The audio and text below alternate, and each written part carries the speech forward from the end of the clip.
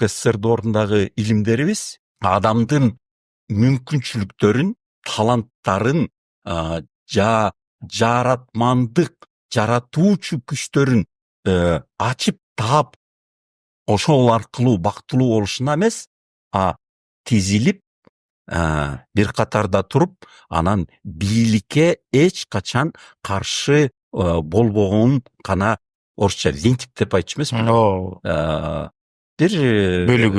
Бир бөлүгү, бир дубалдын бир таш дегенде да иши кылып, көбүнчө ошентип чоң илим кичинекей үй-бүлөнүн ичине чейин сиңип келип туруп, жакшы бала деген бул унчукпаган бала, баардыгына багынган, баш ийген бала деп үйрөтүлгөн да. Кино аркылуу, маданият, адабият баардык жагынан ошондойлорду өстүрүп, анан аларды октябрёнок деп атап, анан пионер деп атап, анан комсомол деп атап, анан акыры коммунист деп атап, ушу бийликтин тапшырмасын үлгүлүү аткаргандар, алар ошентип өсүүгө мүмкүнчүлүктөрүн көрсөтүшкөн. Анан баары тең жан багыш үчүн ошондой болгонго балдарын өстүрүшчү.